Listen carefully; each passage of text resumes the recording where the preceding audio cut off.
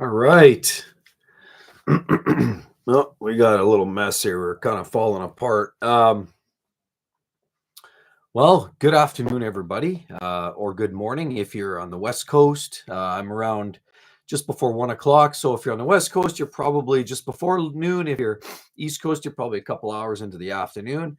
So welcome to the channel, Exotic Car Play Place. I want to talk a little bit about some of the worst car brands and some things that have been going actually on in life here recently for me. So I kind of want to do a little bit of a channel update, some big things kind of changing, and as a result, I feel like it's definitely due to get caught up. I mean, I'm pumping out videos. I'm working really hard to deliver content that you all want to see, that you enjoy, and it shows. I mean, the likes, the percentage of likes I get on all my videos are typically up around that 98%, some a little bit less, sometimes a little more. So I would say for the most part, it looks like everybody's enjoying the content, and I definitely plan to continue on with that. I really hope everybody's enjoying that. But let's talk, a little bit about what's going on, and then I'll dive into maybe what some of the worst brands, as per certain critics, I'll say, I just want to summarize at the bottom of the barrel for the worst brands for 2024. And before I shed that, maybe some of you there, if you want in the comments section, I'd love to hear your thoughts. Carlos Simpson says Audi. You know what? I would probably agree. According to these critics, Audi isn't at the bottom. There's five. The five worst is apparently Audi's not in that group, although I would almost challenge that. Volkswagen, Audi, the VAG group always has its share of troubles. Yeah, all of them are crap.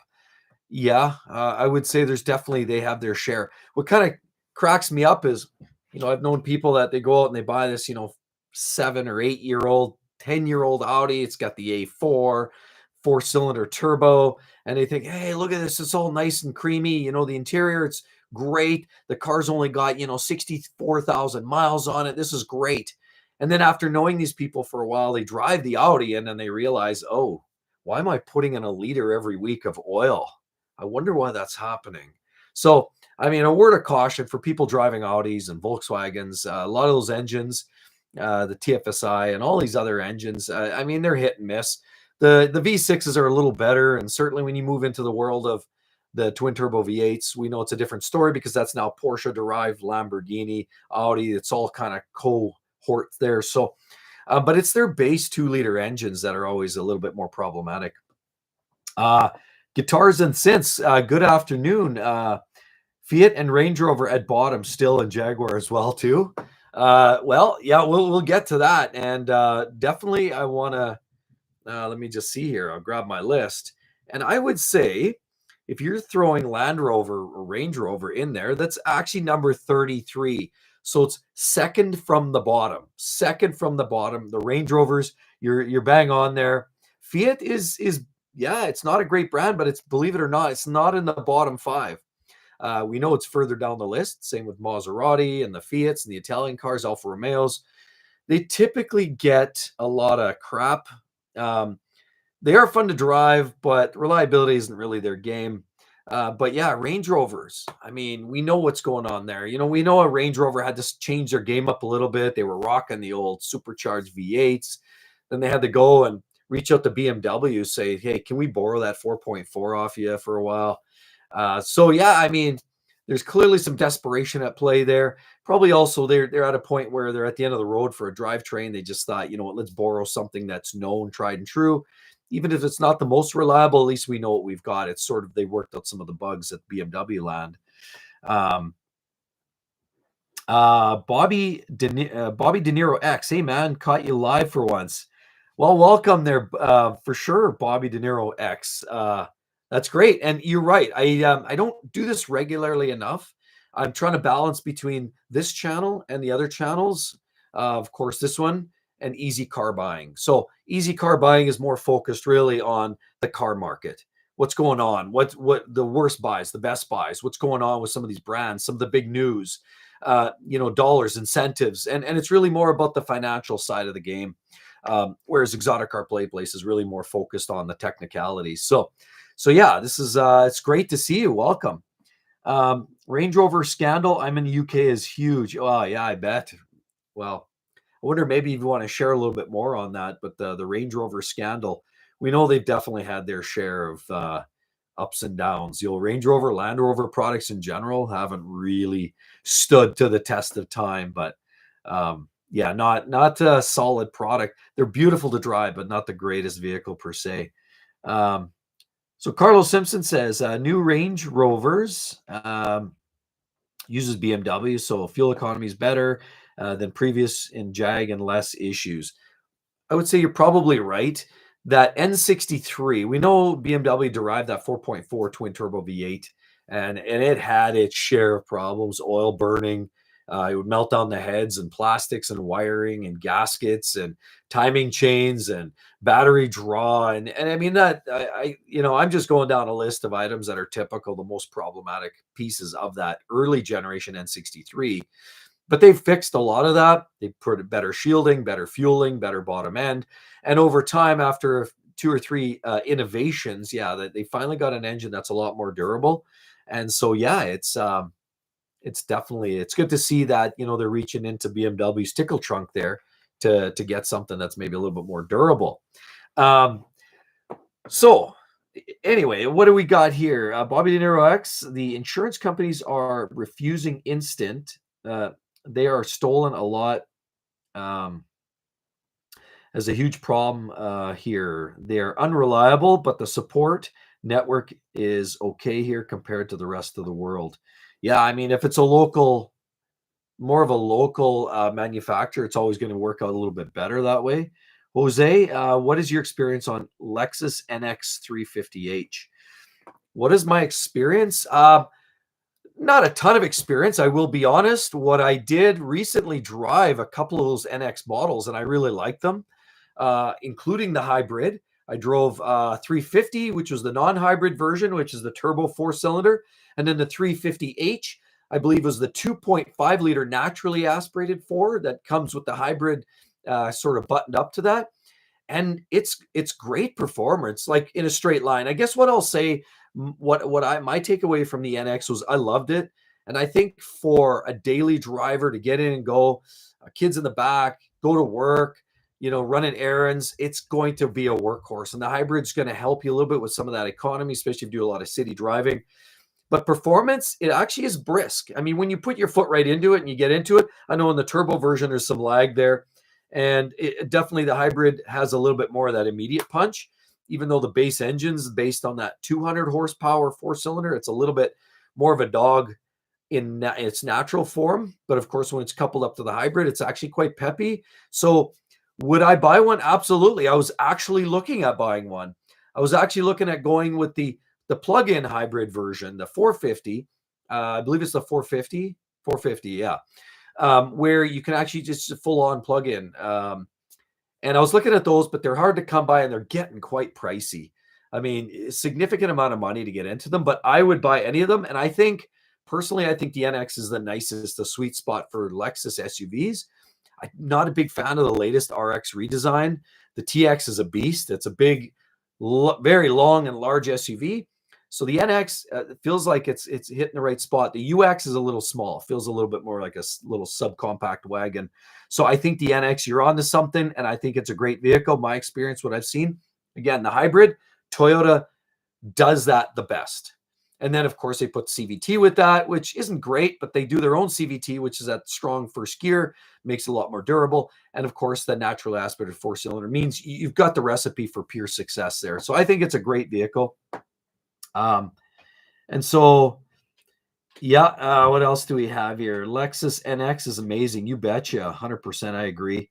Saw one day in cadmium orange here in southern London. Yeah, they're, like I said, they've got some great colors. We actually just drove red. I don't know what they actually call it. Maybe somebody's got that specific, Lexus title, but it was red. But the only downside with the red, you have to pretty much go with the black wheels and like a black interior. When you start kind of mixing that up, then it gets a little bit awkward because red's a hard color to match. So it's one of those things that you sort of just mix it up with the black, and you go with the black wheels, black interior with the red, and it looks a-okay. Let's see, guitars and synths, as Lexus fixed the reliability issues with their new four-cylinder turbo engines yet. Um, what I understand is, I mean, time will tell, I guess is the way I can say that, because it's pretty new. I know they've been having issues not just with the turbo 4s and the turbo 6s, wastegate problems, turbo issues, and of course some of the repairing that it takes to actually make that fix. There were some bulletins that came out for that.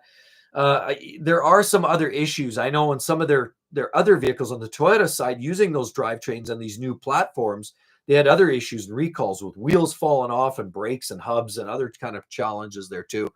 So it feels to me like not just the engine, but even the chassis and the whole platform in general for Lexus and Toyota, they're going through this overhaul and they're going through a little bit of bugs, is what I would say. That's probably the best way I can put it.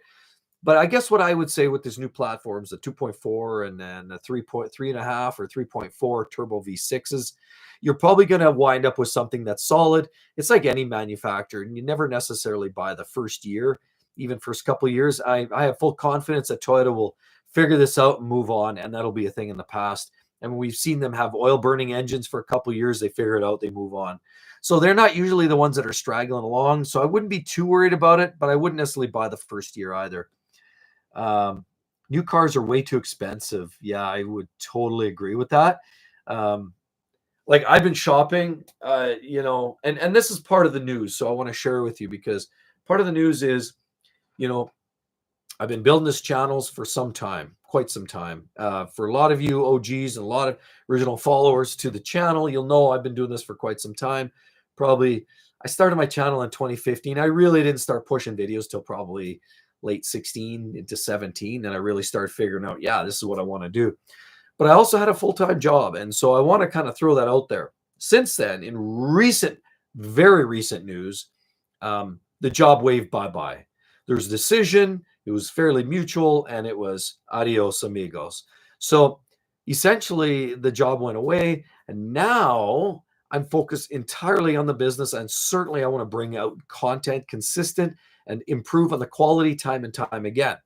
However, this speaks to the price and the value and the cost of these vehicles, and you just mentioned it right there.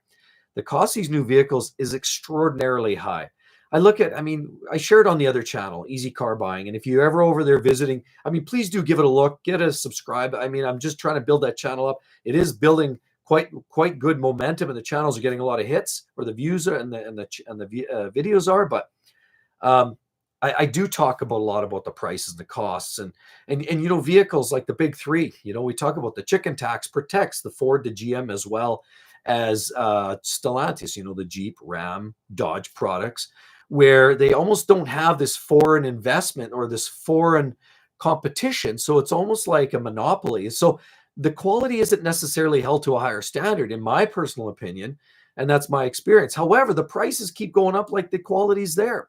I mean, you look at some of the Jeeps, it's not uncommon to find, a Grand Cherokee, low-level spec Grand Cherokee for 70 grand, at least Canadian dollars, and, a Grand Cherokee, a Wrangler, honestly, you can find those up into that $80,000-$90,000, or the 392, you're way over into the six figures.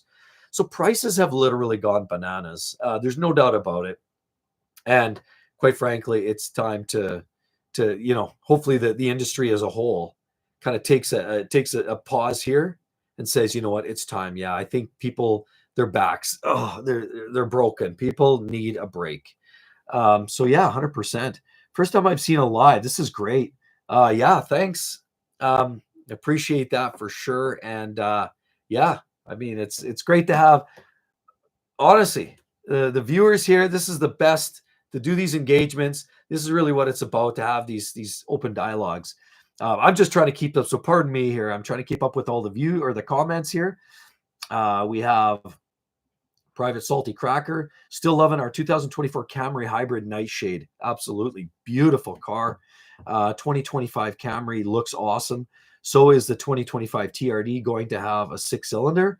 My understanding, from what I've heard, it's a no-go. I believe it's all hybrid is what we're talking about, or some electrification. I don't think we're going to see that V6.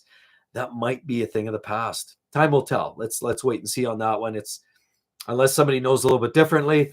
But I do say, yeah, the nightshade is absolutely awesome in that car. I think the new Camry looks great anyway. As you all know, we bought one too for the household here.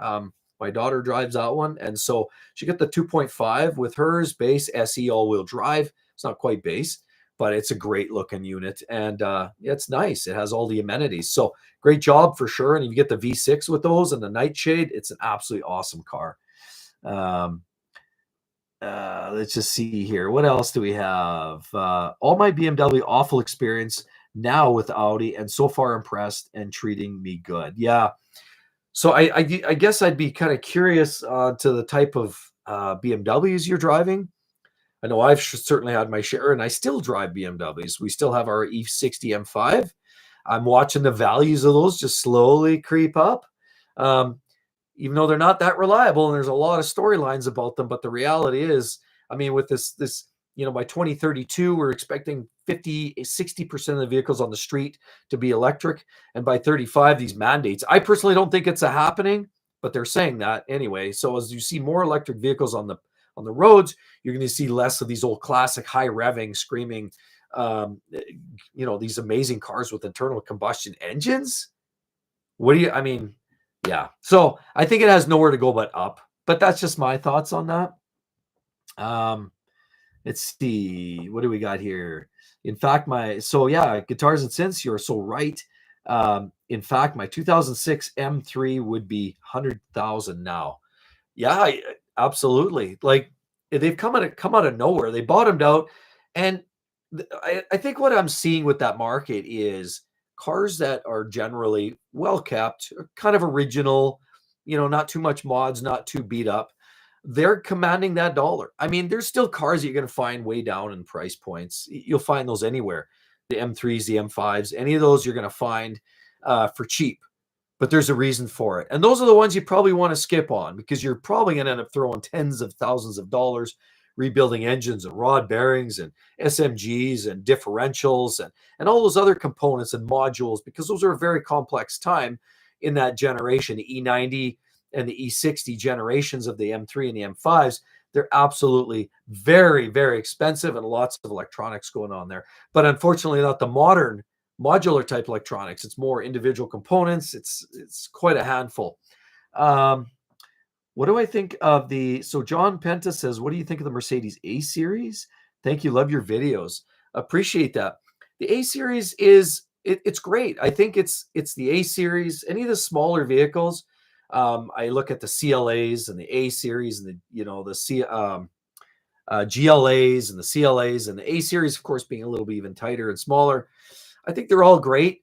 I think the thing with those to recognize is some of the engines on some of the smaller vehicles like the CLAs and, A-Class, I believe, some of those are built and derived maybe by Nissan. Some are French designed, not all necessarily Mercedes engines.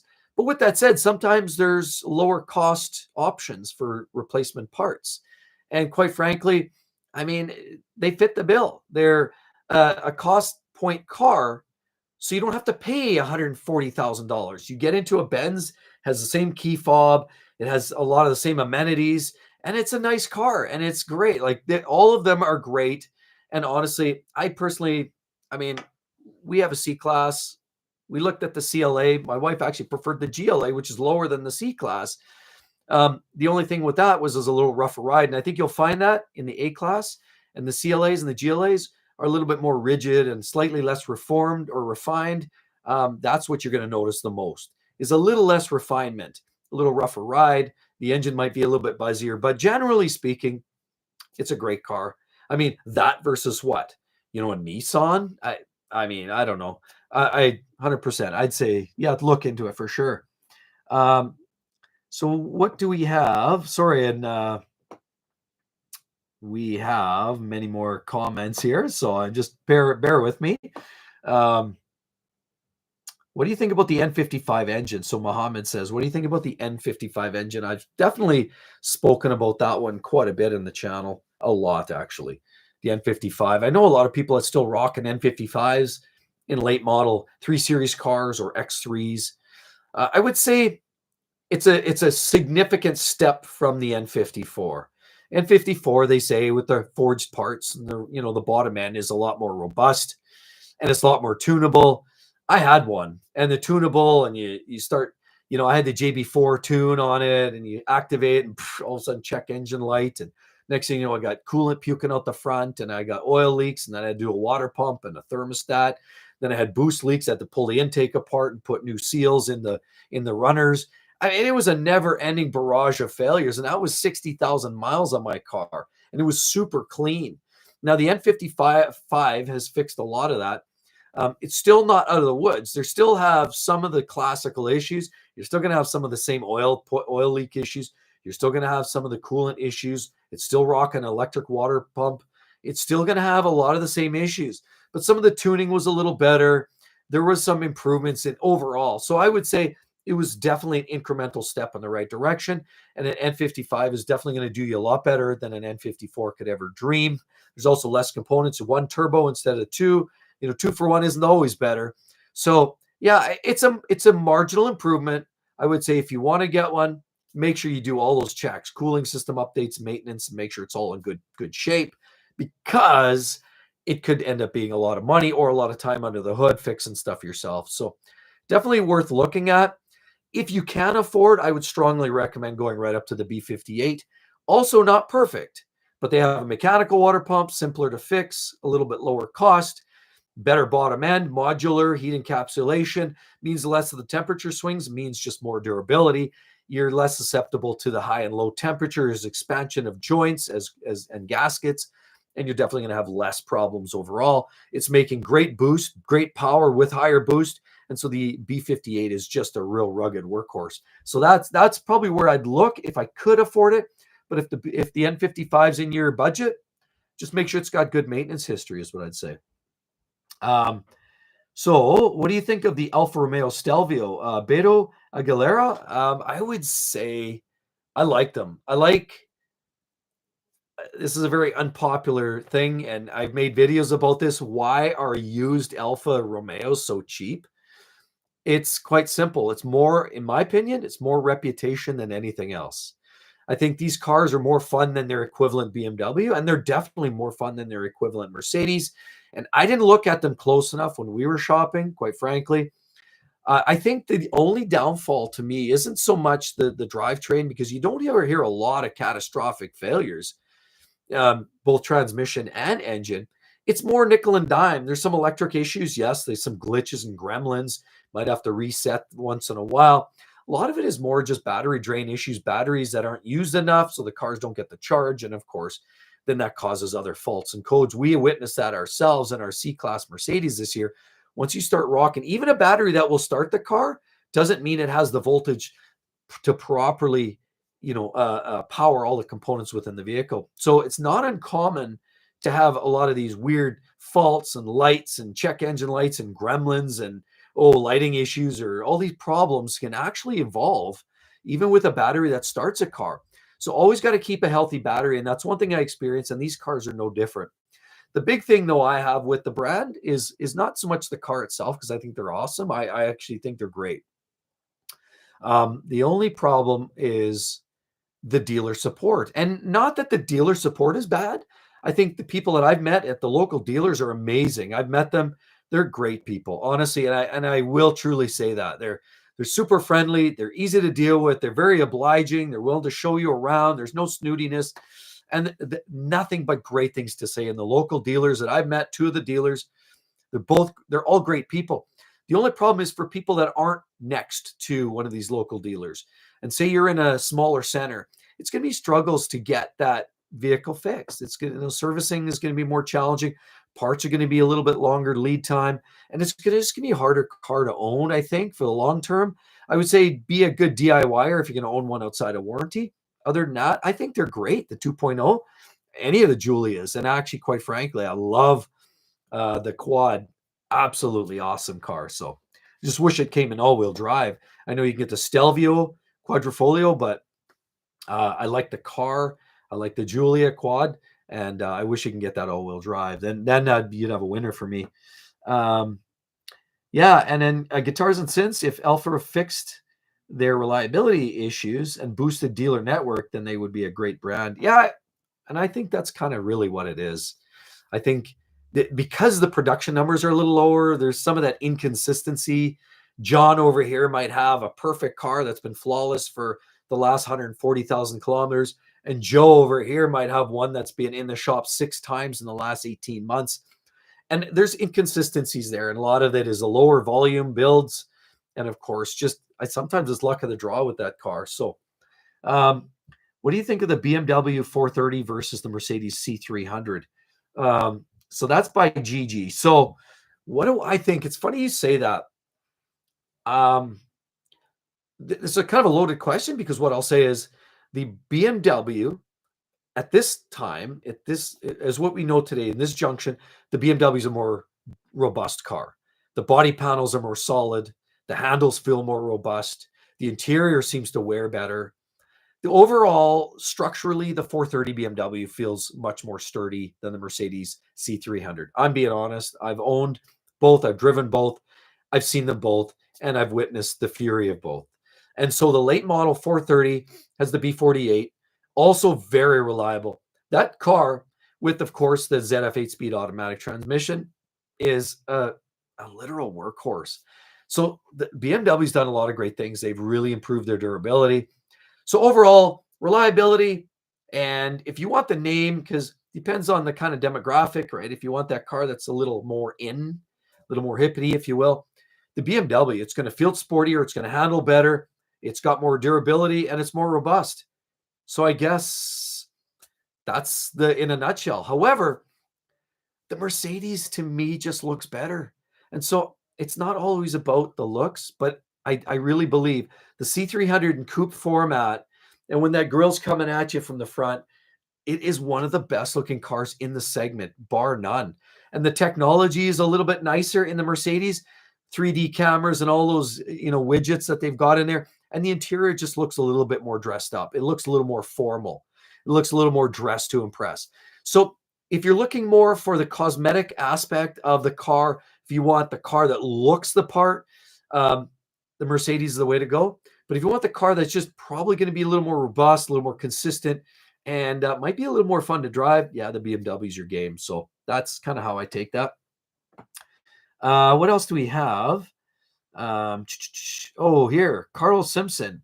If you guys want to have a super time and give the likes of a Ferrari 458 a run for its money, get an F10 M5 2013 and up. S63 engine. You will not believe the difference between the E60 M5 and the F10 M5. Yes, I would agree. I've driven the F10. I've driven the F90 competitions. I've driven the E60. I've driven all of them. I think the M5 is their space. That's BMW's that's where they bloom and blossom. I think that's their car. I think the reason why the F10 feels more punchy because it's got that natural torque band. You get that turbo torque hit, and that gives you that real sensation of power. I think that's where the naturally aspirated engine in the E60 M5 just doesn't have that. And of course, the gearbox is a lot better in the F10, where you can get a manual or you get the double clutch. Now they're rocking the ZF 8-speed and the F90, which shifts just about as fast. But personally, I like the F10 gearbox better. I love the double clutch. It's a little kind of jerky and bucky. And it reminds me more of the old GTRs, the original generation GTR, where it was a little bit, kind of jerky, a little noisy. And that was my experience with the double clutch in the F10. It's awesome. I love it. Has great performance. Yeah, it's a little quicker, I'd say, than the E60, at least down low. I believe the E60 M5 has a little more legs top end, but by that point, it doesn't matter unless you're on the Autobahn. I think at that point, you're starting to draw straws. So the E60 probably has a little higher top end, but for punch, the immediate hit, you're definitely going to get a little more throttle from the F10. So it's a great option there. Deepak Murthy, GLC or X3? Please help me. X3, period. How about that? What else do we got? Hi, what's your thoughts on Audi A4 B9? Steven Springs. I'm not the biggest fans of Audis, and not because I just don't like Audis. I think they have gross understeer, and then all of their base engines, like I said, even the latest and greatest, and even they're older, pretty much any of their older and newer four-cylinder engines, I feel like lack the durability. I think for Audi, the best engine that Audi, if you want to go with the Audi, go with the 2.5-liter 5-cylinder engine. Go with the RS3, go with the TTRS. You have to get that engine. That's the best engine by far. Tunable, durable, sounds good, sounds like a mini Lamborghini. It is probably the best engine they make. Then you got the V10s, the 5.2s are amazing. The old 5 liters are good too. And of course, the 4-liter twin turbo V8s are the engine to go. Other than that, I'd kind of be shy around Audi. I wouldn't go with the A4s personally. Maybe go with an S4, S5, something like that. RS models, if that fits the budget. I know it's a bit of a step up, but I feel you do get the value out of those upper end drivetrains. Thank you, Troy. I really appreciate the extra support there. That is awesome. You think Mercedes did a good job with the CLE? I think Mercedes, honestly, is. I think all of their cars are getting 10 times better in terms of technology. Here's kind of how I would spell this out. Everything, CLE, CLS, any of these vehicles. They're spectacular. They're gorgeous. I think the only downside with that is that all of these Mercedes, these late model Benzes, C-Class, E-Class, CLSs, even the GL vehicles, the SUVs, they're all a little bit fragile. Are they great vehicles? Yes, they're wonderful to drive. They have all the technology. You do feel pampered in there. And I really do. I do love what they're doing from a product perspective in terms of like the tech and all of that. But if we're being honest, and here's just me being honest, all of their vehicle lineups in the internal combustion marketplace right now are taking a little bit of a quality hit. All of them, everything. And I really do believe Mercedes is having to refund some of that money, take from the ICE development and quality and materials and all of that, and put it over to the EV marketplace. They're trying to enhance and develop their EV space and capacity in the market. And there's only so much money. There's a bucket. There's a certain amount of money in there, and there's only so much that they can take from that bucket. And unfortunately, they're trying to put more towards EVs and all these vehicles. CLE, CLS, any of these vehicles, C-Class, CLAs, GLAs. The list goes on. I could go on and on. I feel that they're all taking a little bit of a hit in terms of quality. And I showed that in some of my videos too with the C-Class. Parts fall off, speakers pop in. I've also heard of some of the GLEs where door handles, the remote fob issue won't necessarily hear. Like I'll show you. You grab your remote fob. This is obviously a Maserati, but you grab the remote fob, you unlock, and it doesn't always work, or the touch to access in, the single access in isn't always working that well. I've seen bolsters on the seats, how they're crinkling up and rolling over. And I just seen some quality issues, if we're being honest, in a lot of the Benz products. And as you move up the ranges, those quality products, you'd think the quality issues you think would get better, but actually what I'm finding is they're worse and more exaggerated and certainly more costly to rectify. Again, thanks so much there, Troy. I really do appreciate that. What else do we have? We have, here we are. Would you buy, Big Dog Pound 1, would you buy the 2024 Lexus GX 550 or wait for the 2025 model?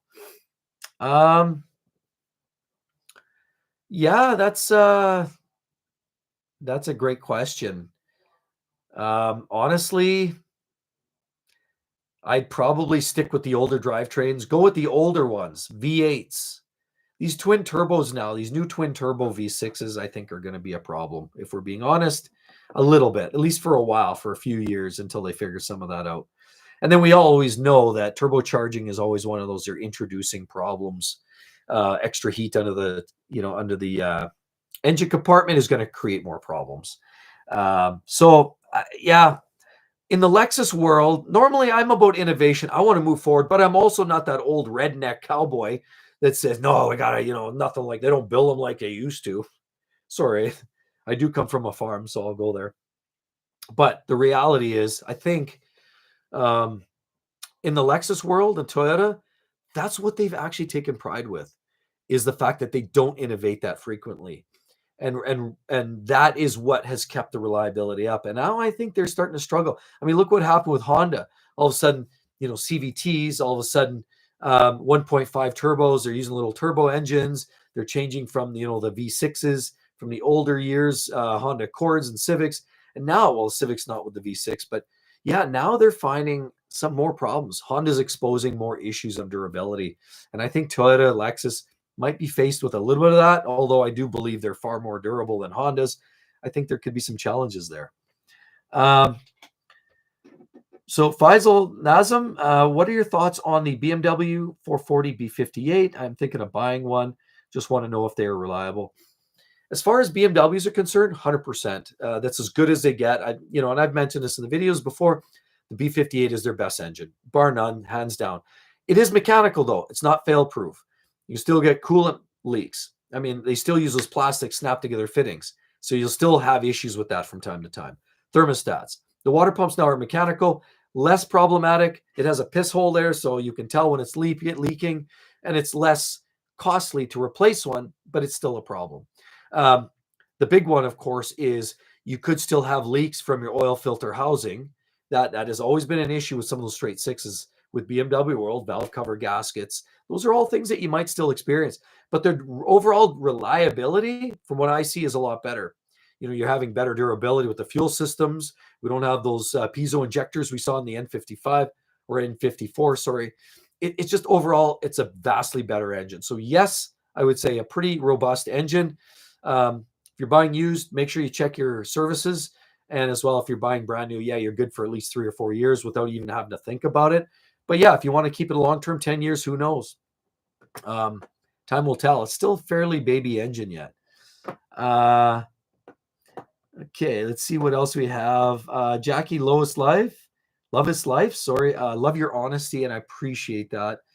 See, that's the thing, and I do take a lot of pride in that. Is that there's a lot of channels that do like to sell out, and I don't want to be one of those channels. And I know it hurts sometimes from the sense of there's less brands that probably want to, throw cars your way.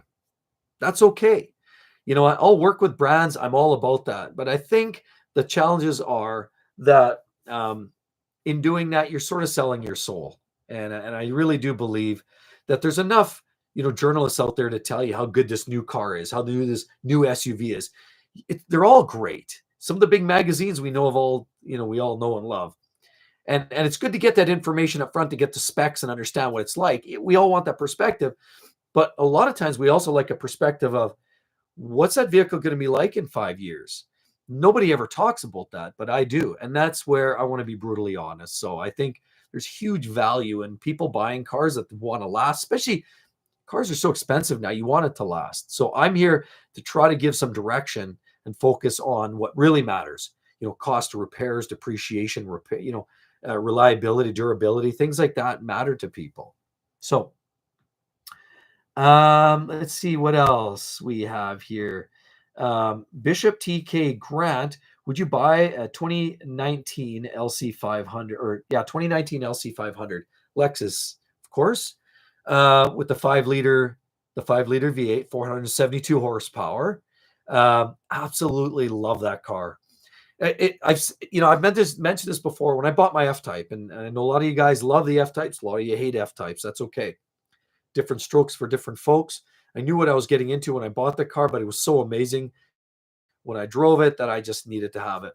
With that said, there's 3 cars that I was looking at. Really, you have the F-Type, the Mercedes GT cars, and of course you have the Lexus LC500 or the big Grand Touring front engine long hood type cars.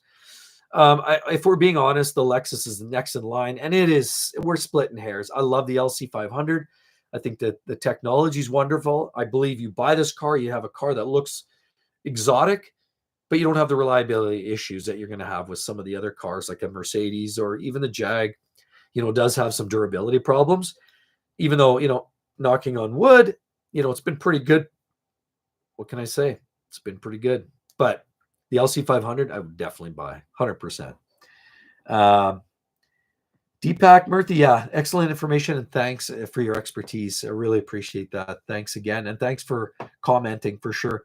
I wish I could keep up with some of these comments. They're coming in fast and furious, but that's great. Aruda 5, I hate CVT. What do you think is the best non-hybrid mid-size I am tall SUV with a nice finish and easy to maintain? Thank you. You don't like CVTs.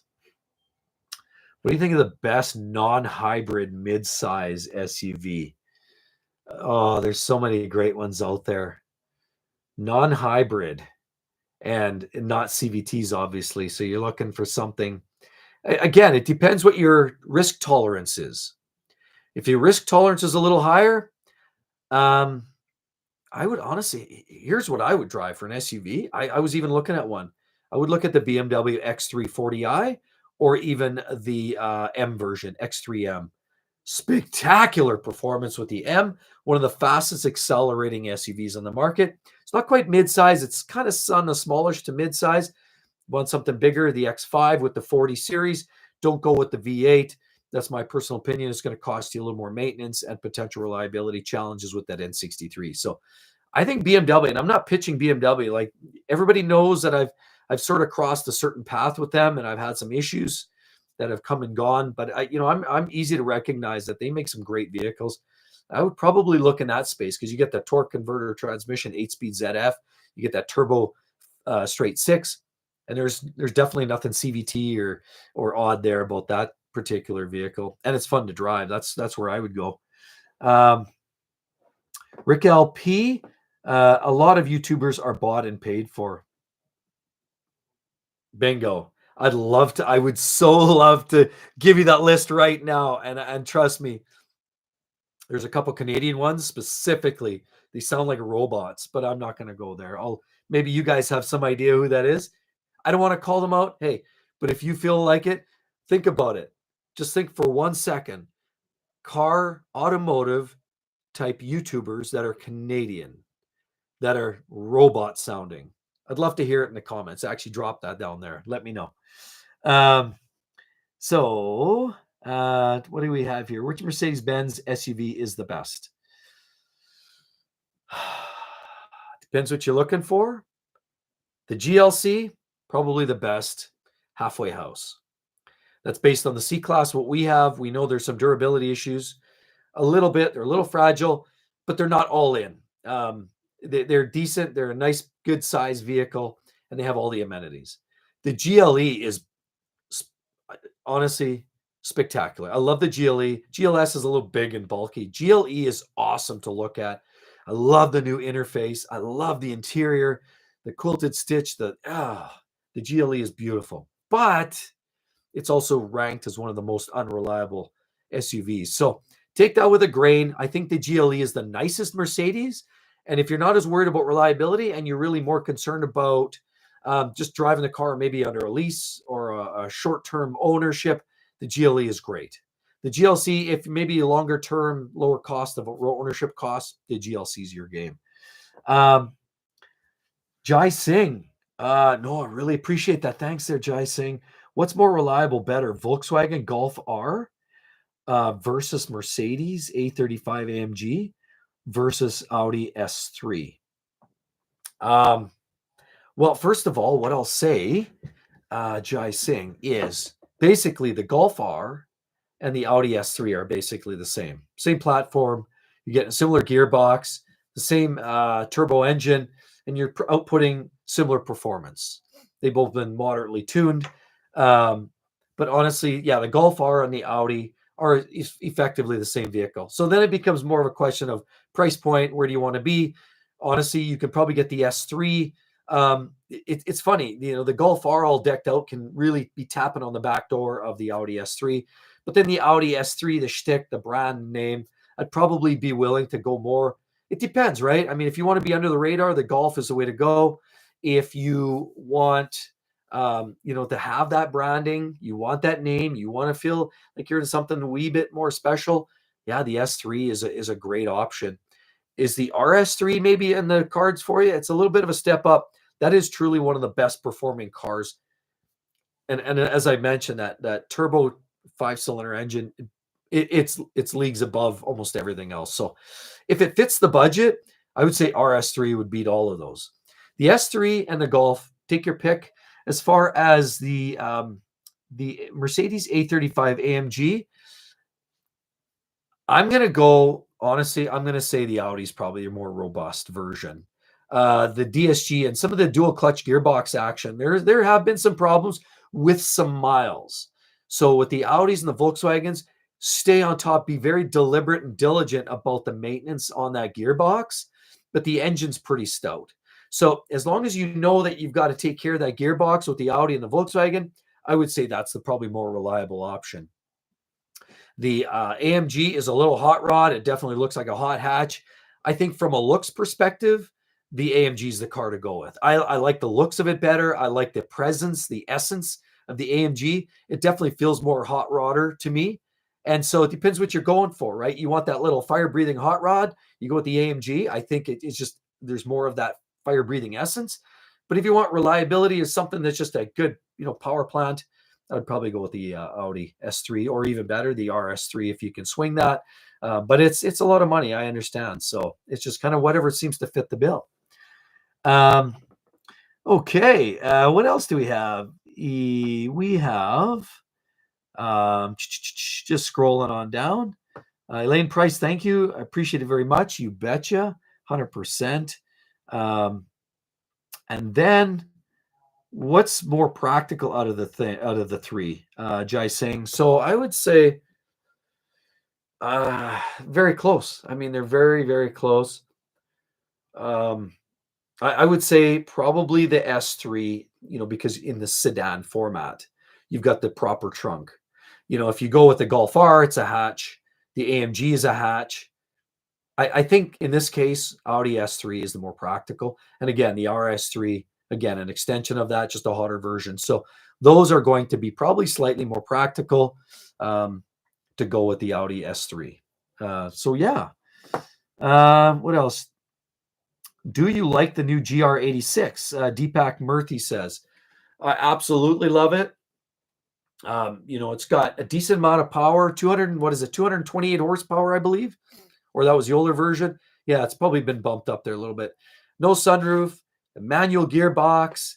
It's just a simple, tried and true sports car in its purest form. It does come with rear-wheel drive, which is kind of rare for a lot of those Japanese cars. So that's kind of nice. Manual gearbox, decent performance, flat 4-cylinder engine. It's a fun little performance car. And if you want to pay 2/3 of what you're paying for the Supra, but you have, kind of 80 to 90% of the daily essence of a Supra, it's a great little car. I think they're great. I like them a lot. And one of the best value and raw, authentic sports cars you find on the market today. Everything's getting so big and heavy and full of technology. Everybody's throwing autos and dual clutches and everything. Why not go back to basics? And that's a great example of one of the back to basics, honest, true sports cars you can get today. Same thing with the Mazda, the Miatas. I mean, that's another one that kind of meets the criteria, a little bit more back to basics. So yeah, great, definitely great option there. Let's just see here. What else can we pick out of the pile here? Illy. Oh shit, he's talking about. Well, actually, I'm not necessarily talking. Although I know what you're saying. I do watch them sometimes. Throttle House, I do watch. I think they're a fun channel. I like their style. Since I'm solo artist, it's kind of hard to kind of operate like that. I feel like that dynamic works really well. I think they're pretty cool. But yeah, that's not really, that's not the ones necessarily, but great guess on that. Anybody else have any guesses on those sellout kind of robot sounding type of car channels that you find in Canada? I'd love to hear that. So guitars and synths, all of the German brands, BMW and Porsche, seem to lead the pack, followed by Lexus and Acura. Yeah, for driving, absolutely, and technology. The Lexus and those vehicles, they're awesome to drive. They're a lot of fun. But they're not, like it was mentioned earlier, the NX has great performance in a straight line. But when you start to kind of take it in the corners, it's known. I mean, look at some of the reviews. It doesn't handle that well. The handling is not in line with the acceleration of some of those hybrid NX vehicles. So you're losing a little bit of that kind of the performance essence. And that's where some of the German and European cars give that back. But then the trade-off is some of the durability. Although BMW, apparently they're more reliable, according to CR, that they're more durable than you're going to find in modern day Hondas with the 1.5 and a CVT, possibly, right? All right. And we have Kwame. Sorry, and I really apologize. Quamino, I hope I got your name right. I really do appreciate you stepping up and offering that. That is awesome. I really do appreciate that. You asked the question. Thanks for all that you do. And really, I do this because I know there isn't enough of people out there doing this. Like I said, there's a lot of people doing car reviews, and that's great. We all need to know all the details. But there's not enough people doing this. And I do appreciate when it is recognized. I really do. It means a lot. You asked a question, or you say, your videos helped sway me in favor of an X5 40i over the Q7 3.0 TFSI. Yeah, and I really do appreciate your comment there. And I'm glad to hear that somebody listened. And yeah, like BMW has had their ups and downs.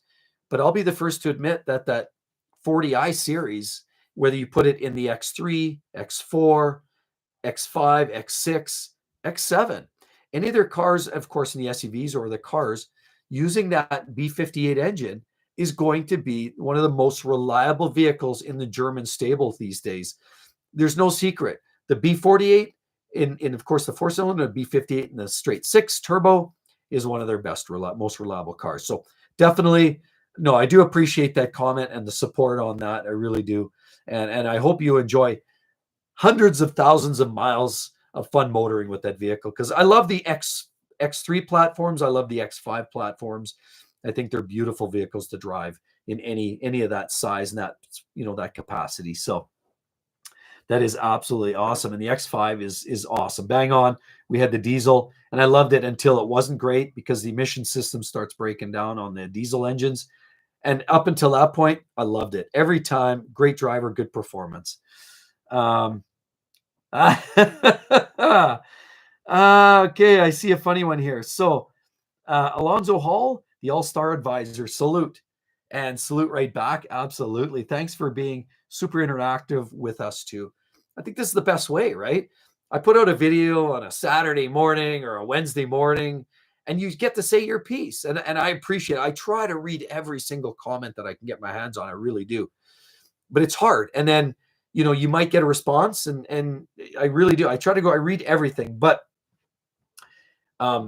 you may not come back. You may not see where my response, or maybe you do, or maybe I don't get to that one because I'm trying to hit all the responses. But this is it is a much more interactive, and I find this much more rewarding to be able to have these conversations pretty much face to face, at least face to screen, and hope this can help. And I'm able to answer some of these questions. And then we have, Art Deluxe. Art Deluxe answers my question about the robot car channels, and his response is Car Help Corner. Car Help Corner. I'm not gonna go there. I'm just gonna say, saying is all. That's all I'm saying, right? Car Help Corner. So, fellow Canadian, great on you. Glad that there's some Canadian channels that are finding some success. But yes, little personality definitely goes a long ways. So, no, that was a great one. And then Jai Singh says, what do you prefer, the BMW M135 or the Audi S3? That is a tricky one. Because they're both little hot rods. I would say probably the S3. It just feels like more of a package. Hurts me to say that. If we're talking about something a little more for I actually like the BMW M2 Competition, that last generation, before they went to the boxier style. I love the outgoing M2 Competition, the carbon wing on it. I test drove one a few years ago. Oh, beautiful, spectacular performance. Sounds like it's amazing. So that's the car, I'd probably go that route. But yeah, or 240 even. A 240 would be a great option too. I mean, that would be a car I'd look at, probably a current generation 240. Anaphylaxis says, I'm still loving my 2018 F-Type. Yeah, great. Thanks for coming back, Anaphylaxis. I definitely recognize the name, and thanks for seeing you again on the channel here. I'm glad you're still enjoying the F-Type. Have you had any issues with it? Anything worth noting? Anything spectacular? Anything not? Or has it just been just a workhorse? Like mine has been a workhorse. I really haven't had, knocking on wood, any real issues. I mean, the tires are getting balder. I think I might need brakes soon, but other than that, I mean, the car has been absolutely amazing. So I don't have a lot to say there, but okay. What else do we have? Guitars and synths again. Do you think CarMax is a good place to buy used cars? I'm not a, yeah, I mean, we don't really do CarMax here in Canada, but the concept, and I've seen them in the States. I don't know. You know what? I guess their volume, they're just about pushing the numbers. It's another car dealership, really, right? I mean, do I trust them? Probably no more or less than any other car dealership. And honestly, probably the dealer that I would trust anyway,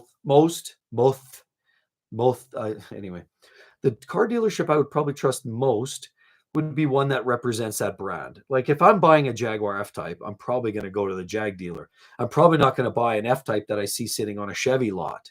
You get the gist? So that's kind of how I see this, because there's probably a little bit more when you're talking certified pre-owned warranties. They can usually offer that up. Pre-purchase inspections, they might have better insight. And it just feels like you can get ripped off there too, and like for like. But I just feel like I'd prefer to shop at those used car lots, or those car lots that represent their own dealer and their own type of brand. So that's just my own take on that. But do I trust them? I would buy a car from CarMax, absolutely. Do I trust them? Again, like kind of any other used car space. We do know that some of the other online car sales dealerships are starting to go under. We've seen this lately. There's been others that have gone under, belly up, because now the market is going back in person again, and people want to start touching that car again. They don't necessarily want to just buy it sight unseen. There's too much risk. You know, you might have a set of ball tires, some rock chips, and you can't necessarily see that. It's not always fully represented. So now cars being sold in person are doing better than online car sales. And I do believe that that's kind of more of the angle. Go back to person, shop around, test drive the car, touch it, feel it. That's your best angle. Let's just see here. Anaphylaxis, so your F-Type's running great. No problems. That's good to hear. Absolutely. I got a PPI and bought a CPO from a dealer. No, that's pretty much what I did too. So that's good on you. And it's a little peace of mind. It gets you out of the door anyway. It doesn't mean the car's forever going to be perfect. It's a used car. You get an extra warranty. It might be good for a while. So that's kind of how I saw it. If I can get an extra couple years, build a little more kind of understanding as to how the car is going to treat me, then that's okay. Then I'll know, in a 2 or 3 years whether I should sell it. And here we are. What did I buy that car during 2020, March of 2020? So here we are in 24. So it's 4 years now I've had the car. And other than tires, the car's been great. I've just been taking care of maintenance and oil services, and it's been wonderful. And I've got some miles on it now, and I think it's the kind of car that is worth keeping, even mile it out. The way I see this, you can always rebuild parts of engine, put water pumps, cooling lines. You can do all those things and fix it up and keep it going. The beauty is a lot of the body panels are aluminum or plastic, so it won't rot away on you. These are great cars. They look great. They're amazing, and they have a serious road presence. So the F-Type is still a winner. Let's just see here. Let's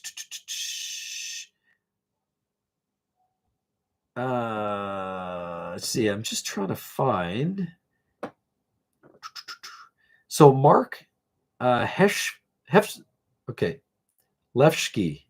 Mark Levski. I hope I'm getting that right there, Mark. I so apologize if I got messed that up. I do apologize. I try. Just bought a Subaru Crosstrek Wilderness. Very impressed. And also have a Mazda Miata Club. Lots of fun. Yeah. Yeah, the Mazda Miata, absolutely.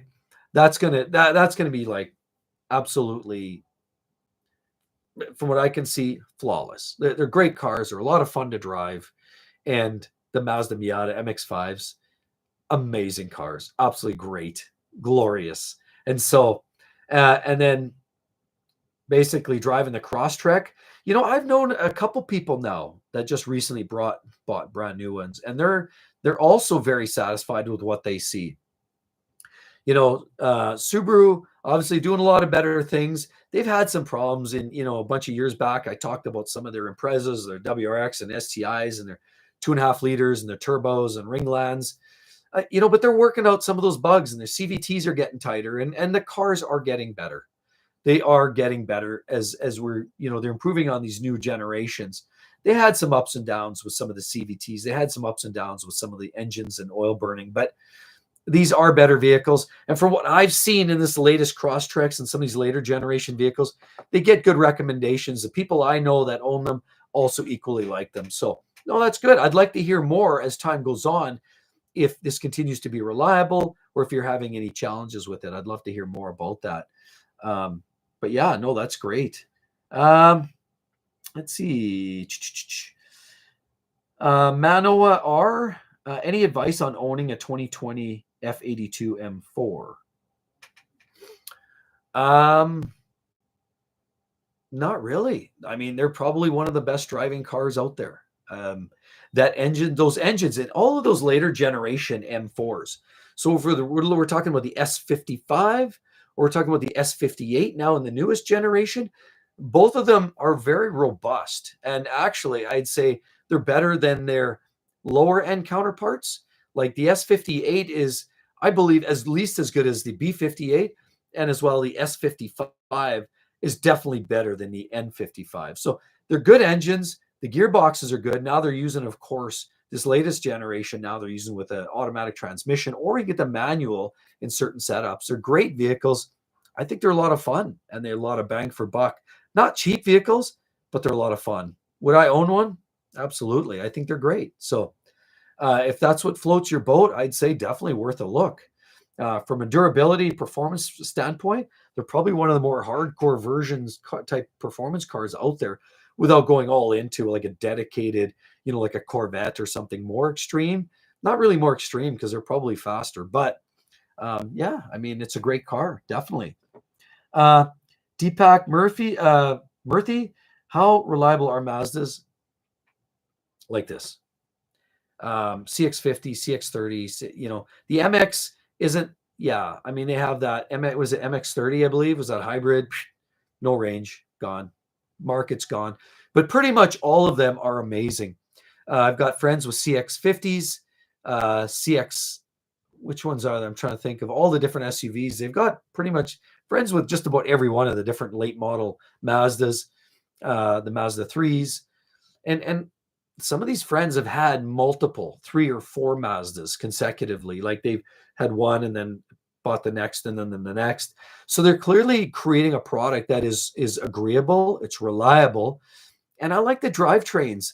Now they're creating that turbo V6 that's trying to compete with, or that turbo 6-cylinder, sorry, that's trying to compete with BMW.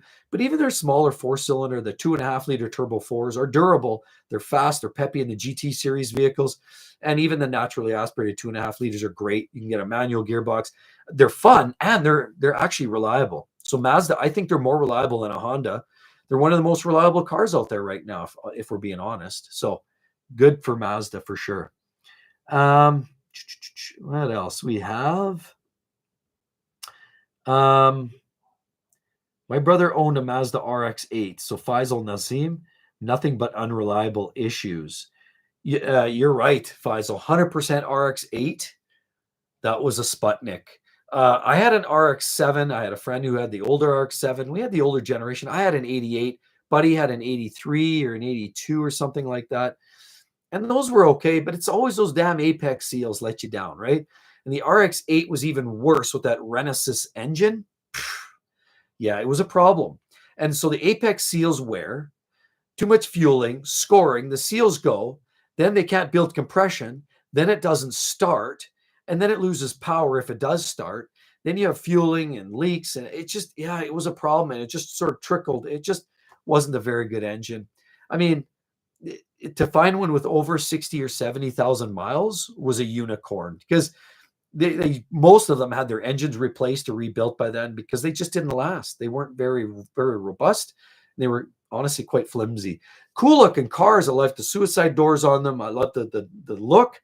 They should have enhanced and built off of that. Quite frankly, it absolutely had the potential to be something much, much bigger and much better with the design and that. But they should just put something more robust in there for drivetrain. Matt Or, no, I really, really appreciate your, honestly, the support. Really appreciate that. Can't help but express the thanks to all of you viewers, for helping today. Obviously, with the extra, extra thumbs up, extra support for me and the channel. Remember, we have moved on from, from that primary job. We're moving this now. We're trying to be totally focused, trying to bring you the best content that we can possibly do. We've also had a couple of other news items. One, of course, apparently I found there's a new member in our family that was adopted. I just want to share that, something more personal of me. I've yet to actually reach out and communicate, but we ran one of those tests and found out that I have a brother that I have yet to meet. So very exciting news. That's news. I'm going to continue building the channel. We've got Easy Car Buying as a backup channel to this, as well as 6-speed reviews. I'm going to be hitting that hard this summer. We're going to be bringing you real gritty car reviews my way, the no nonsense, no BS way. So we've got 3 channels on the brew. We've got a couple of extra editors online, and of course, new staff, new support, new equipment, new videography, and definitely new design, new themes, new styles. You're going to see some new style to some of the videos here coming up as well. I'm using some new equipment and trying to come at it from a little bit of a different approach. I'd love to hear as we go on with some of these new videos. I would say you're going to start to see more of those videos. Probably within the next month, you're going to see more and more of those. I'd love to hear in the comments, though, as we get into those videos, as you watch, what the general feedback is on that style of video. And I'd also like to, hear more from you, generally speaking. Things that you might have suggestions for improving on the content in general. I take all of your information, feedback, really, really seriously, because you guys are the viewers, the supporters, and none of this is possible without any of you. So what else? Yeah, Rick LP, your mom had another baby. Yes, in fact. And I kind of knew that years ago when quite a few years ago, but just vaguely in passing, and she didn't know and who it was, and it was very vague. It was given up for adoption, and then it was just one of those things that it never became a hot topic. We didn't really know where to look or how to get there. And it wasn't until recently, honestly, that we came across this process, and it wasn't even me. It was one of our family members that did it, and it just really is like all arrows pointing, and it's like we started to dig, and this is real. And then we saw on social media this individual, and it's like, wow, I can see the resemblance. This is absolutely freaking bananas. So yeah, it's things to come up in the future here. We'll be talking about that. So let's just see here. Great show as always, Dave from Regina. Rugged H. So Dave from Regina, yeah, great to hear from you, Regina, for sure, Dave. It is absolutely great to hear from you for sure, neighbor, and it'd be great to hear more from you too. And I'd like to hear more about what's going on in Regina, and maybe have some thoughts. Like, I'm just looking outside right now as I speak, live streaming, and we're getting this snow blowing in sideways. I never thought here we're in March, the end of March, and we're getting snow. We've had snow for like a week every day. So I don't know what's going on in Regina as the weather, hopefully a little better over there, but yeah, that's the, hopefully, right? And then Deepak Murthy also says, what's your daily drive? Well, we have a few vehicles. I hate to say that.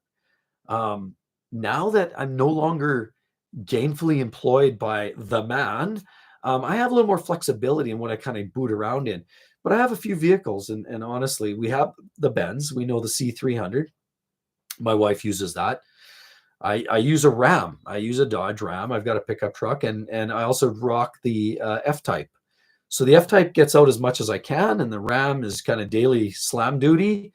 And of course, we have a Porsche. We have a 911 that we take out, drop the top when the weather's good, and naturally the M5 sits in the stable waiting for its glory. It's so time will tell on that one. Stay tuned. And Yeah, Blue Eyes says stay safe from San Diego. Thanks so much there, Blue Eyes. I appreciate it. Hope things are warm down there. I know San Diego, I love it in those parts. California is great. Been down there so many times. Los Angeles, San Diego, and I love the vibe there. Even honestly, make our way to other parts like Palm Springs, and we've got friends with places in Palm Springs. That's another little hot spot out, a little more out in the desert. But I love those parts. It's great. California's a wonderful spot. So, and then Sank Lassen Arkin says reliability of 2016 BMW 1 Series and 2011 X3.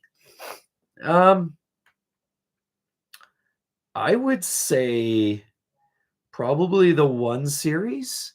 Reason I say that is what we're talking about is the generational drivetrains that you're finding from the 16. You're finding generally, I would say durability is going to be probably a little bit more sound. The X3, you're kind of being vague, so I'll assume like a 2011 X3 you can get in a couple of formats for engines, 4 and 6-cylinder engines. But yeah, I would say honestly, probably more the newer. When you say 2016 versus 11, I would say with BMWs, that's kind of the point with BMWs in my mind. The newer, the better. As we get closer to the B48s and the B58s, we're getting into the better drivetrains. So I would get as new as possible with any BMWs, and it's really more about the engines than it is even about the model specific. So, so Rugged H, overpriced new and used vehicles. Just like everywhere else in Canada, using a Hyundai Tucson 2019 right now reminds me of my ex-wife's. So, yeah, I mean, we drive what we got to drive. Hey, I'm driving a Ram. It's not even a new truck, but that's good. It's stealth mode. I like that. Sometimes you want that, but you're driving a nice vehicle. That's late model. You should be good to go for quite a while with that. So yeah, no, that's great. And then as far as I think you mentioned there, where did I see that? Yeah, no snow here. Looks like October. Yeah, that's good. I don't know what's going on. We're sort of socked into this mountain and this, the mountain. I don't know what's going on. This weather format just kind of landing in Alberta here. So it's just bizarre. But Faisal Nazim, insurance for electric cars costs more too. So 100%, absolutely. Faisal, for sure. Electric vehicles, we're hearing a lot more of it. Now, we're also hearing, everybody heard about Hertz. That's old news, but Hertz dumping most of their fleets of the electric vehicles, the Model 3s, because the cost of insurance, but more importantly, even repair costs. Parts are getting, I mean, word has it, allegedly, Hertz is getting gouged on replacement parts because they like to replace a lot of parts themselves. They don't like to kind of take it all back to the dealer. So the dealers, apparently it's not all playing nice and cozy in the sandbox. So what's happening is parts are expensive. Therefore, insurance costs are high. Tires aren't wearing out very well. Glass windshields are pricey. Everything's pricey on it. And so they're getting rid of them. And of course, insurance companies are getting onto this. They know what the cost of replacement batteries are becoming. You can pay tens of thousands of dollars for replacement batteries. So yeah, insurance companies are getting wise to that. And you're going to pay a lot more money for insurance to own an electric vehicle. It's a decision to drive one. I don't want to be here to influence, although I could influence you. My personal opinion is we don't necessarily have the infrastructure in place and the range to accommodate that, at least here in places like Northern Canada. But in places, if you Southern California and places where it sort of originated and there's basically a charge station on every corner, it could probably work. It's a great city commuter, but honestly, in a lot of demographics, geographies like we live here, it's not so practical. So thanks, Faisal, for sure. Here, so Zipper Hunter, hi Mark. Recently just purchased a weird pre-LP Gallardo Didn't have a PPI report. Wondering how do you drive your G? Usually my car just spun a rod. Wanted to have some advice driving the car lately. Did you say so? I'm not sure. Are you saying it spun a rod? If it spun a rod, the engine's gone. I don't know. Is that what's happening there? I want to have some advice in driving the car lately. Well, I don't have the car anymore. Unfortunately, I sold it, and I do regret that.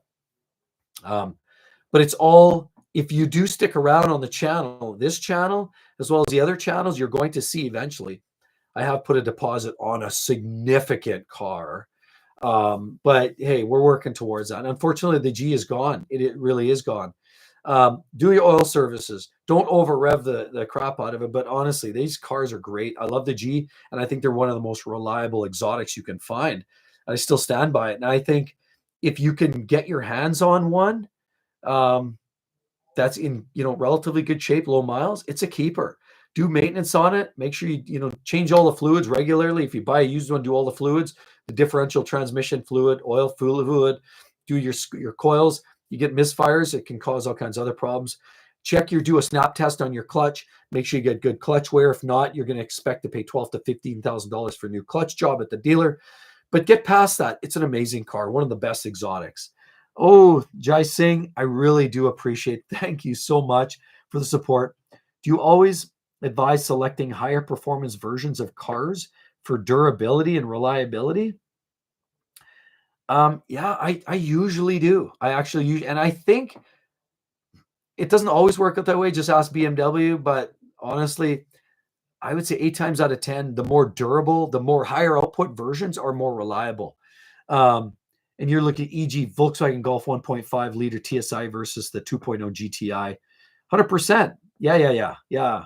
I would go with the upgraded, the S Audis, the S3s versus the A3s, or the Golf R versus kind of their lower end models. A GTI is basically a slightly detuned R. So yes, go with that 2 liter. Go with those 2.5s even in the Audi world if you can. The higher performance levels usually, not always, get you a more durable drivetrain. And you got to think about too the investment that some of these manufacturers are doing. They're looking at more details. They're usually looking at the higher performance engine. We got to create more power. Now, how do we mitigate problems? Better cooling, better fueling. And so they're usually deriving these higher drivetrains, these high performance drivetrains, from more well thought out engineering. I mean, look at the F-Type R, the Jaguar. Not exempt from problems, but it's more reliable than, I'm hearing more people with rod issues and where they have that fake hole for that fourth slot. Instead of V8, they go V6, and they basically got a dummy slot in there. So it's always a stripped down, lightweight version in most cases, or a lightly made version of their real drivetrains. I think, remember, we got to think halo cars, right? So the halo drivetrains are the drivetrains that are going to be the cars, the premier engines. That, think about the BMW M5. The M5s, the S63 is 9 times out of 10 more reliable than the N63, right? Same thing with the S55 is more reliable than the N55, 9 times out of 10. These Volkswagen products, yes, the 2 liter is generally more durable than the 1.5. Look at Hondas. Their 1.5, their little diminutive engine, is having lots of problems. You have small displacement, not enough thermal capacity. You're pumping pressure in with these direct injected engines, and it's creating a lot of pressure, pushing it past the rings. They just can't consume it. They don't have the capacity to swallow up. I mean, don't get me wrong. There are great small displacement engines out there, but generally, if you can get the bigger of the versions, the bigger engines, the more powerful, the higher output versions of these manufacturers, I would almost 9 times out of 10 go that route. And usually they're more durable. There are exceptions, but mostly that's the case. Laguna Leohart, definitely thanks for stuff. I see your comments always. Thank you very much, Laguna, for sure. I see them always on almost all of my videos. I do want to send that appreciation to you, first of all. Am I worried about Jaguar parts? I went to a factory tour just last week and saw some of the last F-Types being built. Even got to see the ZP roll off the production line up close. it's heartbreaking to think about where the end is. I've got friends. I've got some good friends of mine. They have the Project 7. You talk about having an investment in Jaguar. They had a Project 7 and an SVR. So they believed in the F-Type product. And so do I. And I love the product line. Am I worried about parts and availability? I really believe you're probably going to have availability probably for probably close to 10 years, 5 to 10 years. By that time, maybe I'll be of an age or I won't matter, I won't care. Maybe it'll become a museum piece in 10 years and it doesn't matter. I'm not too worried about it. I really believe because it's the engine's a fairly basic type of drivetrain. The transmission, you got to think components, right? It's a ZF 8-speed auto. That's a well-supported product, and it's supported in BMWs and a lot of other manufacturers, Range Rovers. A lot of other users are using that drivetrain, so that gearbox is always going to be available, right? Need a new gearbox, you can source it somewhere else. The engine, a lot of those parts are going to be sourceable elsewhere. A lot of it's you can machine parts, you can replace parts, you can upgrade parts. Yeah, I think some of the parts that you'll find difficulty may be like the glass parts, components, fittings, cosmetics. Some of that stuff will be replaceable. Some of it you'll probably have update parts available. Say a front bumper, they might not have body parts. You might have to upgrade to an aftermarket. But I do believe most of the parts you'll find options for. And I'm not overly worried about it. I'm not dumping my car because of this news. Clearly, I love the car and I'm going to keep driving it as long as I can. So I'm not truly worried, but it is really sad and disheartening to see that the car and the brand is kind of going away. So, let me just see.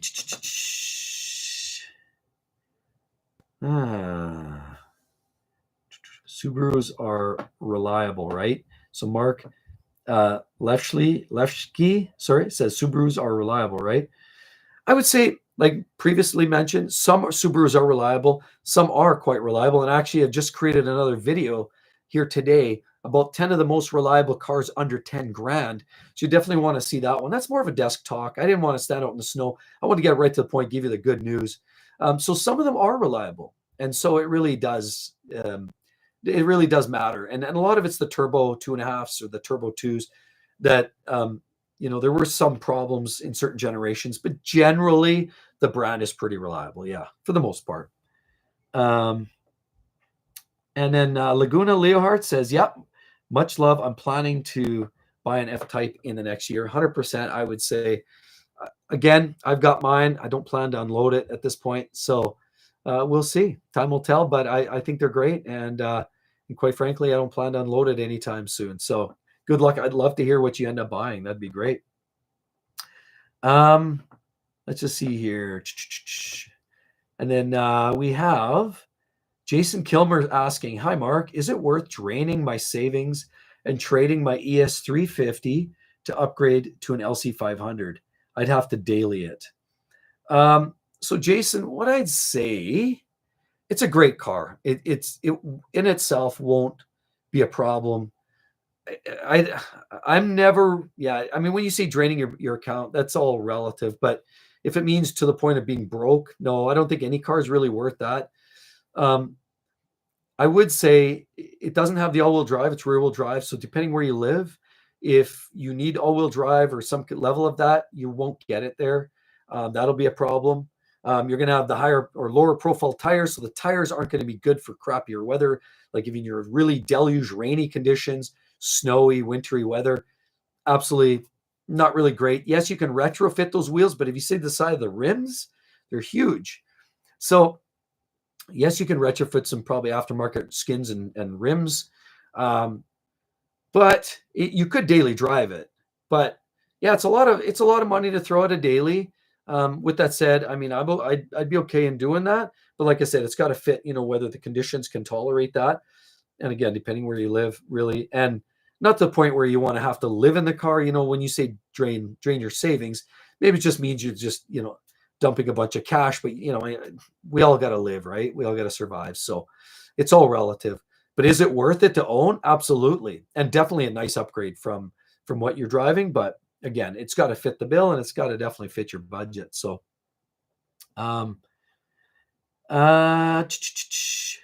Anaphylaxis, is there anywhere else we can donate to your channel? I really do appreciate that, Anaphylaxis. Yeah, other than dropping those chat box here, I do have the membership. If you go into my main channel, Exotic Car Play Place, there's an option to go into the membership tab, and you can go in there and you can donate. There's different levels, and you can get into more of the background. You can understand some of the early releases. You can ask me more dedicated questions. And yeah, there's options there for donations. There's options there, and I can, get into more detailed conversation about a car you might be interested in. There's different levels there, so maybe give it a look. There are other options, so I do really appreciate the support on that. But it looks like I'm honestly, everybody, Jason Kilmer, thanks, you betcha. And I'd love to hear if you decide to go with that, because it's a great car. So it looks like we're kind of rolling in on the hour and a half. I'm going to have to cut it here. I really appreciate everybody's support. Remember, this is the solo game now. We're going all in. No daytime job. This is what I do. This is what we do. And I want to bring you the best car content. No BS, no bot commercials. We are the real deal. And I just want to bring you the whole story. I just don't want to kind of tell you a bunch of fibs and be on a payroll by somebody that's going to tell me what I have to say. I just want to give it to you straight. So I really do hope to see each and every one of you. And I'd love to see all these names.